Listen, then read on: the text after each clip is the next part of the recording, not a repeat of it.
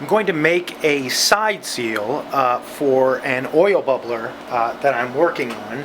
I have a small piece of glass tubing, 6mm tubing, puntied up. It's closed here, so that way I can blow into it. I've already made the body of the bubbler. First I'm just going to warm this up just a little bit. Hopefully that'll minimize the amount of stress. This is my brand new nozzle tip, the Noswar nozzle tip that has this bend to it. And the idea of this is if you're making a side seal, you can get on the back side of the side seal very easily with this curvature. I've already done a couple demos, or done a couple tests with this so far, and it's great. I still need to get a little bit more used to it, but I can definitely feel the difference of being able to come around to the back side of a side seal with the curved setup. So this is something that hopefully I'll get a lot more practice on and get some more expertise. So the first thing I'm going to do is just basically pop a hole, and I am still getting used to using this torch, figuring out the best intensity and all that good stuff. But overall, I would say this torch tip is definitely worth it.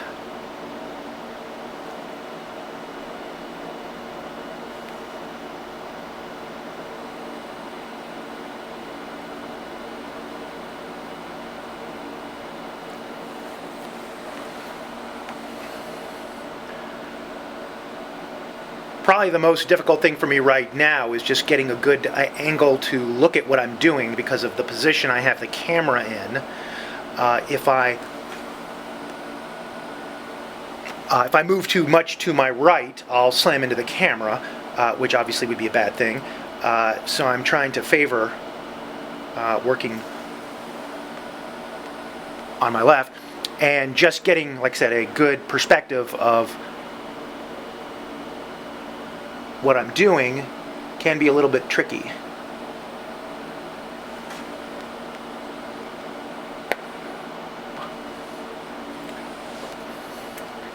So I've popped my bubble, and this is again one of the things that I need to get a lot more practice on, of doing it correctly. Because typically what will happen is when I pop the bubble, it'll end up collapsing on itself, or pop the tubing to open it up.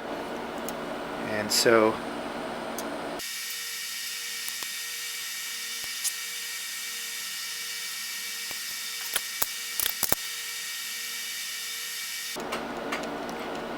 unfortunately what I've found is I often spend a lot of time with a side seal fixing the lip after the fact. In other words, if I put this on here now and the lip has collapsed on itself, I just end up spending a lot more time trying to make it more uniform as I go forward. But again, that's just one of the things you just have to get more practice on.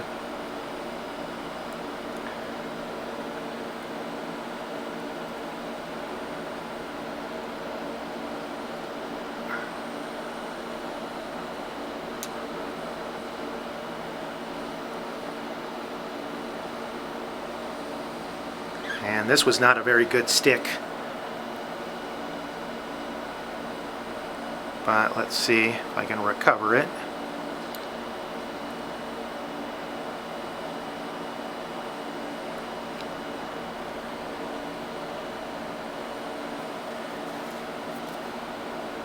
Okay, that's actually a good seal, much to my surprise. So I'm going to go ahead and work from there. I've got a long piece of glass tubing right now. I probably should and will right now make a bridge. First I want to just go through here and give it a little bit of heat to make sure I've got this properly sealed.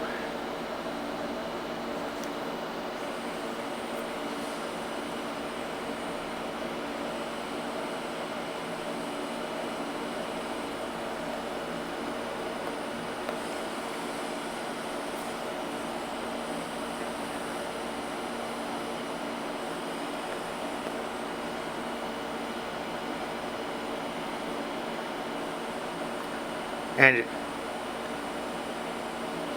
it moved on me because I don't have the bridge set up yet. So now I'm going to come in here.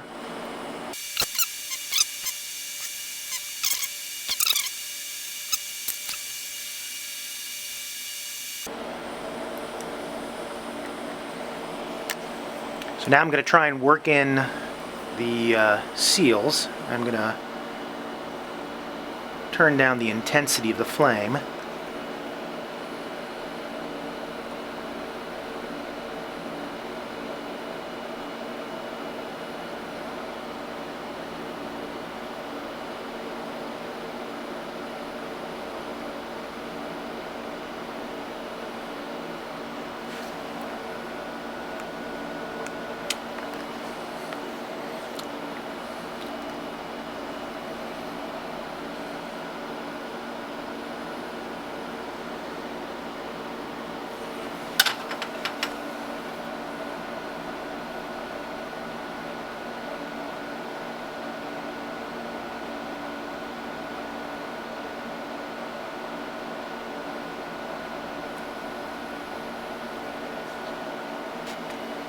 Give myself a slightly better angle. I actually went down on one knee just because of my height and the way I've got this positioned. It's not easy for me to see exactly what I'm doing.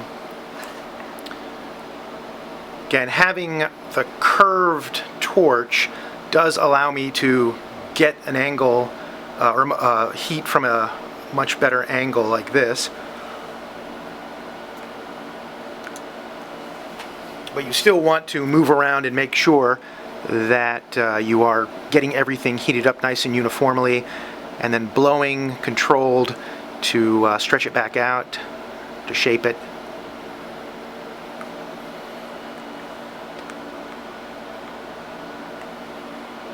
Kind of got a little divot there.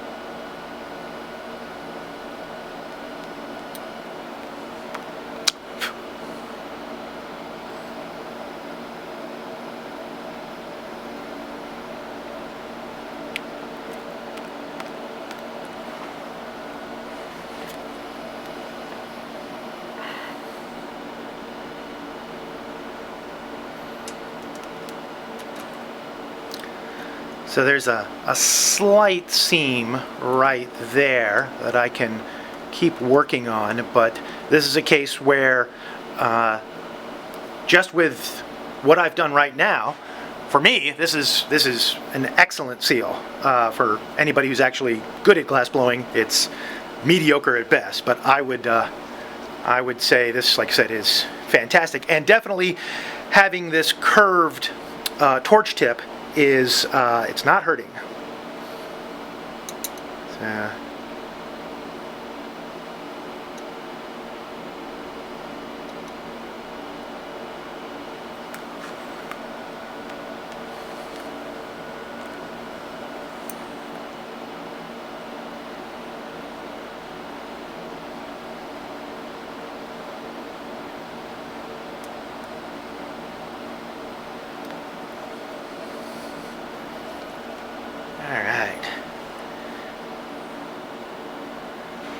and I'm going to say, all things considered, this is definitely a good place for me to stop, because if I keep working this side seal, I am far more likely to do more damage than good at this point. And hopefully this is an annealing flame that will minimize the stress between now and when I get this into the annealing oven.